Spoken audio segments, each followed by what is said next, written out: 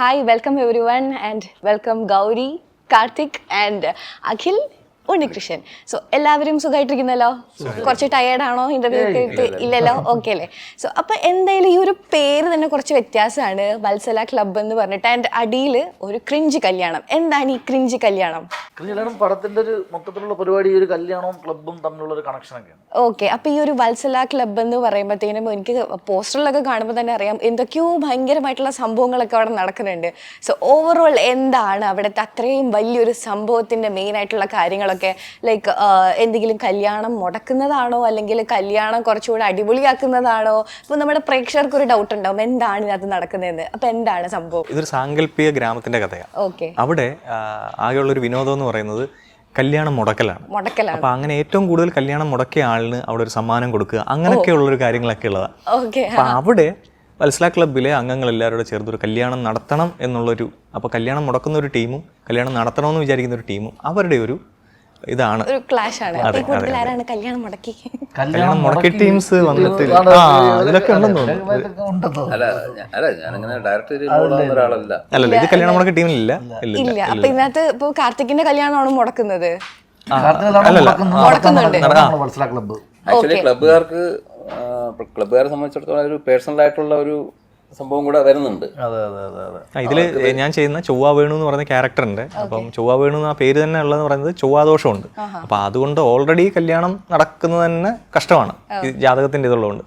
ആ കൂട്ടത്തിൽ ഒരു കല്യാണം നടത്താൻ വേണ്ടി ശ്രമിക്കുന്ന ഒരാളെ അവർ മനഃപൂർവ്വം മുടക്കാൻ ശ്രമിക്കുന്നു. അങ്ങനെയൊക്കെയുള്ള ആ ഒരു ഇതാണ് അയാളുടെ കൂടെ ഇവരെ സുഹൃത്തുക്കളെല്ലാവരും കൂടെ ഉള്ള ഒരു യാത്ര.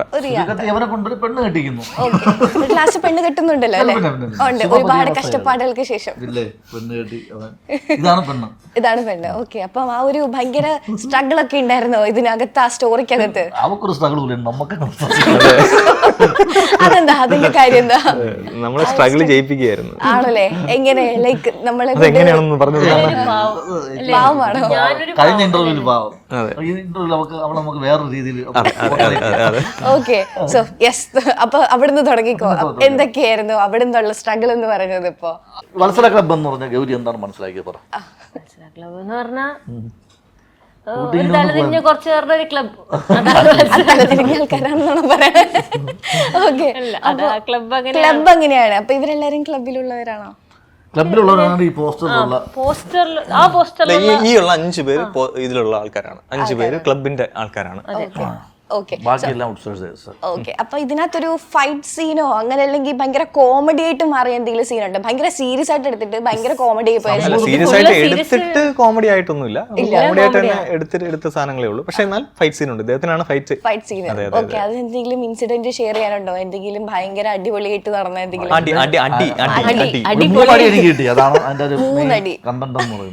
ഓക്കെ, അപ്പൊ ആ 3 അടിയിലേക്ക് അത് മനഃപൂർവ്വം ഒക്കെ ഫോക്കസ് പോയി, മറ്റേ അടിക്ക് എന്താ സംഭവം പല ആംഗിളിൽ നിന്ന് ഷൂട്ട് ചെയ്തപ്പോ ഇവിടെ അഭിനയത്തിന്റെ മികവ് കൊണ്ട് അവർക്ക് 3-4 ആംഗിളിൽ അടി കിട്ടിയതുകൊണ്ടല്ല, അത് കിട്ടിയതുകൊണ്ടല്ല, കിട്ടിട്ട് അടുത്ത സീനൊക്കെ മറന്നുപോയി. തരിപ്പ് ഇപ്പോഴും പണ്ട് മൂളിയെന്ന് കേട്ടിട്ടേ ഉള്ളൂ, കുറച്ച്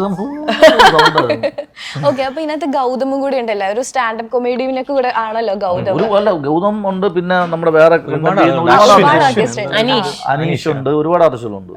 ജിബിൻ ഗോപിനാഥ്, അരുൺ സോൾ. അപ്പം ആ ഒരു ഗൗതമിന്റെ ഒക്കെ ഒരു സീൻ വരുമ്പോഴേക്ക് അവിടെയും സെറ്റിലും അങ്ങനെ തന്നെയായിരുന്നു, അതോ കുറച്ച് സീരിയസ് ആയിട്ടുള്ള ആളാണ്? അവനെ ഫസ്റ്റ് ദിവസം തന്നെ ഇവിടെ കാമുകനായിട്ട് അഭിനയിക്കുന്നതാണ് പുള്ളി. അവനെ ചവിട്ടി പിടിച്ചിട്ട് പിന്നെ അതിനുശേഷം അവ അനങ്ങിയിട്ടില്ല, അവൻ സെറ്റില് വാടന്നിട്ടില്ല. ഇതൊക്കെ സത്യമാണോ ഗൗരി? അല്ല, തിയേറ്ററൊക്കെ പഠിച്ചാണ്. അപ്പൊ ഇവള് പറയുന്നത് വെച്ചാൽ അഭിനയം എന്ന് വെച്ചാൽ ബിഹേവിംഗ് ആയിരിക്കരുത്, നമ്മൾ അതേ കണക്ക് ചെയ്യണമെന്ന് പറഞ്ഞാൽ അവള് എല്ലാ റിയാലിറ്റിയിലാണ്. ജനങ്ങളെ കബളിപ്പിക്കരുത് ആണെന്നാണ് ഉദ്ദേശിച്ചത്. ഓക്കെ, അപ്പൊ ഈ നിങ്ങളുടെ കൂട്ടത്തിലെ സെറ്റില് ഏറ്റവും കൂടുതൽ ഭയങ്കരമായിട്ട് എപ്പോഴും ഫുഡിന് വേണ്ടിയിട്ട് ഓടി നടന്ന ആളായിരുന്നു? ഫുഡിന് വേണ്ടിയില്ല, ഉണ്ടും പുരി ബോണ്ട ഫുഡായിരുന്നു, കാർത്തികായിരുന്നു. അല്ല, എനിക്ക് നമുക്കന്ന് ഞാൻ കഴിച്ച സാധനം ഡേറ്റ്സ്, ഒരു വലിയ ഡേറ്റ്സ് ഒക്കെ കൊണ്ടുവന്ന് കണ്ട അവനെ ഫുഡ് ചെയ്യാൻ തോന്നൂലെങ്കിലും നമ്മളെ കൂട്ടത്തിൽ നല്ല പോളിംഗ് ആണല്ലേ? നല്ല പോളിംഗ് ആണ്. ഓക്കെ, ഇനി വേറൊരു കാര്യം ചോദിക്കാനുള്ളതെന്ന് വെച്ചാൽ ഇപ്പം എല്ലാവരും ആക്ച്വലി സോഷ്യൽ മീഡിയയിൽ കൂടെ കുറേയൊക്കെ എല്ലാവരും ഒത്തിരി ഫേമസ് ആവുന്ന കാലമാണ്. അപ്പം നമ്മൾ കോവിഡ് ടൈമിലാണെങ്കിലും കാർത്തിക് ഒരുപാട് കോവിഡ് ടൈമിലാണ് എല്ലാവരുടെയും മനസ്സിലേക്ക് എത്തിപ്പെട്ടത്. ആൻഡ് അത് കഴിഞ്ഞ് ഡയറക്ടർ എന്നുള്ളൊരു വേഷത്തിലേക്ക് മാറുകയും അതുപോലെ തന്നെ കൈവെക്കാത്ത മേഖല ഒന്നും ഇല്ലാന്ന് തോന്നുന്നല്ലേ? സോ അപ്പം അതിന്റെ ഒരു ജേർണിയൊക്കെ ഒന്ന് പറയാമോ? ഇപ്പൊ ഒരുപാട് പേര് അങ്ങനെ വരുന്നുണ്ട് സോഷ്യൽ മീഡിയയിൽ നിന്ന് സിനിമ അതിലേക്കിട്ടൊക്കെ. അന്ന് ഓക്കെ വന്ന് തുടങ്ങിയിട്ടുണ്ടായിരുന്നുള്ളൂ ആളുകളൊക്കെ ഈ സോഷ്യൽ മീഡിയ ഒന്ന് ഇതായി വരുന്നുള്ളൂ. പിന്നെ ലോക്ക്ഡൌണിൽ നമുക്കെന്തോ ഒരു ദൈവാനുഗ്രഹം കൊണ്ട് നമുക്ക് അങ്ങനെ ചെയ്യാൻ പറ്റി, ക്ലിക്കായി അങ്ങനെ വന്നു. ഇപ്പം കുഴപ്പമില്ല, ഇപ്പൊ സിനിമകളും കാര്യങ്ങളും ഒക്കെ ഇങ്ങനെ ഇതായിട്ട് വരുന്നുണ്ട്. ഞാൻ സിനിമ വന്നത് തന്നെ ലോക്ക്ഡൌണിൽ നമ്മളെ പ്രീമിയർ പത്നി സീരീസ് തെക്കൻ തല്ല് കേസിലോട്ട് തന്നെ അത് കണ്ടിട്ടാണ് വിളിക്കുന്നത്. ഇൻസ്റ്റാഗ്രാം തുടങ്ങുന്നത് ലോക്ക്ഡൌൺ സമയത്ത്. എല്ലാം ഓണായത് ഇപ്പൊ സോഷ്യൽ മീഡിയ ഇപ്പം ഇദ്ദേഹത്തിന്റെ ഉണ്ണികൃഷ്ണൻ അദ്ദേഹത്തിന്റെ വീഡിയോസ് കണ്ട് ഞാൻ കമന്റ് ചെയ്ത് ഞാൻ മെസ്സേജ് അയച്ചിട്ടുണ്ട്.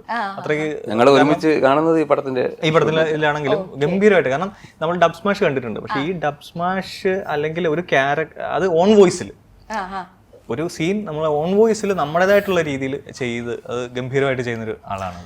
ഇപ്പൊ ഇവര് പറഞ്ഞതുപോലെ ഇവരുടേതായ വീഡിയോസ് ഇപ്പം ലോക്ക്ഡൗൺ സമയത്തുണ്ടായി. അപ്പോൾ അതിൽ നിന്ന് സിനിമയിലേക്ക് വിളിയുന്നു എന്ന് പറയും പോലെ. അപ്പോൾ നമുക്ക് നമ്മളെ ഷോക്കേസ് ചെയ്യാനുള്ള ഒരു പ്ലാറ്റ്ഫോം എന്നുള്ള രീതിയിൽ ഞാൻ ഡസ്മാഷിൽ നിന്ന് മാറി സ്വന്തം ശബ്ദത്തിൽ വീഡിയോസ് ചെയ്തു തുടങ്ങി. അപ്പോൾ അതിൽ നിന്നാണ് എനിക്ക് എന്തെങ്കിലുമൊക്കെ ചാൻസുകൾ കിട്ടുന്നുണ്ടെങ്കിൽ ആ രീതിക്കാണ് വന്നിട്ടുള്ളത്. ഇപ്പം ഇതെന്ന് പറഞ്ഞാൽ നമ്മുടെ സ്വന്തം പടം പോലെയാണ്. ഇവരുള്ള എല്ലാ ആൾക്കാരും എനിക്ക് വളരെ വേണ്ടപ്പെട്ട ആൾക്കാരാണ്. ഇവരുടെ മുമ്പത്തെ പടങ്ങളിലും ചെറിയൊരു വേഷങ്ങളും ചെയ്തിട്ടുണ്ട്. സോ അപ്പം എന്തായാലും സോഷ്യൽ മീഡിയയിൽ എല്ലാവരും ഭയങ്കര ആക്റ്റീവ് ആയതുകൊണ്ട് തന്നെ ബിഗ് ബോസിനെ പറ്റിയൊക്കെ നമ്മൾ സോഷ്യൽ മീഡിയയിൽ ഏറ്റവും കൂടുതൽ ഇപ്പം കൊണ്ടാടുന്നത് ബിഗ് ബോസ്. എന്തിനാണ് കൊണ്ട് ബിഗ് ബോസ് കൊണ്ട് ഞാൻ ചോദിക്കാൻ വരുന്നത് വെച്ചാല് നിങ്ങളുടെ ഫ്രണ്ട്സ് അവിടെ ഉണ്ടോ? ഉണ്ടെങ്കിൽ തന്നെ ആരൊക്കെയാണ്? എന്റെ ഇന്റിമേറ്റ് ഫ്രണ്ട് ഉണ്ട്, ലാലേട്ടൻ എന്ന് പറയും, സിനിമയിലൊക്കെ ഉണ്ട്. എന്റെ വളരെ നല്ല സുഹൃത്താണ് അദ്ദേഹത്തിന്. ഓക്കെ, സോ അപ്പം കാർത്തിക് സൂര്യക്ക് എന്തായാലും സോറി കാർത്തിക് ശങ്കർ ഞാൻ ആക്ച്വലി കാർത്തിക് സൂര്യയുടെ കാര്യം പറയാൻ വരുമായിരുന്നു. കാർത്തിക് സൂര്യയും അതുപോലെ തന്നെ ഷസാമും അവരൊക്കെ ആയിട്ട് ഭയങ്കര ഫ്രണ്ട്സ് ആണല്ലോ. അപ്പൊ എന്തായാലും ഇവരും കാർത്തിക് സൂര്യ ഉടക്കാണ്. അതെ അതെ, ഞങ്ങൾ ശത്രുക്കളാണ്. അപ്പൊ അവരൊക്കെ ആയിട്ട് എന്തെങ്കിലും പുതിയ എന്തെങ്കിലും പ്ലാൻ, എന്തെങ്കിലും മീഡിയ റിലേറ്റഡ് ആയിട്ട് എന്തെങ്കിലും കാര്യങ്ങൾ ചെയ്യാൻ അസോസിയേഷൻ കാര്യങ്ങളൊക്കെ ഉണ്ടല്ലോ. അപ്പൊ അങ്ങനെ എന്തെങ്കിലും പ്ലാൻസോ കാര്യങ്ങളോ എന്തെങ്കിലും ഉണ്ടോ? ഒന്നാമത്തെ കാര്യം, ഞാൻ ഈ മീഡിയ സംബന്ധമായിട്ടുള്ള എന്നെ ഏതെങ്കിലും ഒരു ഇൻഫ്ലുവൻസർ മീറ്റിൽ കണ്ടിട്ടുണ്ടോ?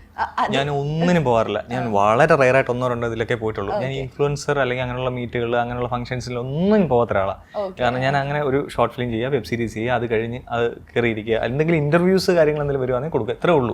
പിന്നെ ഇവരെയൊക്കെ എന്തോ ഷസാമിന്റെ വീഡിയോസ് ഞാൻ കണ്ട് അങ്ങോട്ട് മെസ്സേജ് അയച്ചിട്ടുള്ള അങ്ങനെയുള്ള ഒരു പരിചയം അദ്ദേഹത്തിന്റെ തുടക്ക സമയത്ത്. കാർത്തിക്കിനെയും ഞാൻ ഏതോ ഒരു അവാർഡ് ഫംഗ്ഷനിൽ എന്തോ വെച്ചിട്ടാണ് ഇപ്പോഴും ഒന്ന് കണ്ടതാണ്. എന്നിട്ട് ഞങ്ങൾ സൗഹൃദമുണ്ട്, ഇതൊക്കെ ഉള്ളൂ. പക്ഷെ ബാക്കി ആൾക്കാരെല്ലാം ഞാൻ ഈ സോഷ്യൽ മീഡിയയിൽ ഇങ്ങനെയുള്ള ആളുകളുമായിട്ടൊക്കെ ഞാൻ വീഡിയോസ് കണ്ട് ഇഷ്ടപ്പെട്ട് അങ്ങോട്ട് മെസ്സേജ് അയക്കുന്നല്ലാതെ ഞങ്ങൾ അങ്ങനെ ഈ ഇൻഫ്ലുവൻസർ മീറ്റിന് പോവുക, അതിൻ്റെ ഇതിന് പോവുക, അങ്ങനെ ഞാൻ അതിന് ചെയ്യാറില്ല. അങ്ങനെയുള്ള ഒരു ഇതിലേക്ക് നമ്മുടെ ശ്രദ്ധ പോയിട്ടില്ല. അങ്ങനെ എനിക്ക് അതിനോട് ഒരു ഇച്ചിരി, കാരണം പ്രത്യേകിച്ച് ഒരുപാട് ക്രൗഡൊന്നും നമുക്ക് അത്ര അങ്ങോട്ട് താല്പര്യമില്ലാത്ത ഒരാളായതുകൊണ്ട് ഒതുങ്ങി നിൽക്കുക, അത്രേ ഉള്ളൂ. ഓക്കെ, അപ്പൊ ഞാൻ ചോദിച്ചതിന്റെ ബാക്കി ചോദിച്ചില്ലായിരുന്നു. ബിഗ് ബോസിൽ ആർക്കൊക്കെ ഫ്രണ്ട്സ് ഉണ്ടെന്ന് ഇവിടെ പറഞ്ഞു. ഇപ്പൊ ലാലേട്ടനെ പറഞ്ഞു. ഇനി ഇപ്പൊ കാർത്തികിന് ആർക്കൊക്കെ ഫ്രണ്ട്സ് ഉണ്ട്? എനിക്ക് മറ്റേ ബിഗ് ബോസ് മറ്റേ പറയുന്ന ആള് സമയം 7:30 അടുത്ത സുഹൃത്താണ്, ഇടയ്ക്ക് വിളിക്കും. പുള്ളിയുടെ പേര് രഞ്ജൻ നായർ എന്നാണ് പുള്ളിയുടെ പേര്. രഞ്ജു എന്ന് വിളിക്കും. രഞ്ജു നമ്മുടെ ഓക്കെ. അപ്പൊ അതിനകത്ത് ഇപ്പം ഗൗരിക്കാണെങ്കിലോ ഫ്രണ്ട്സ് ആരെങ്കിലും ഉണ്ടോ ബിഗ് ബോസില്? ആരുമില്ല. എവിടെയോ ആരുമില്ല. സോ അവിടെ ഉള്ള ബിഗ് ബോസിൽ വിളിച്ചാണ് പുള്ളി പോയില്ല.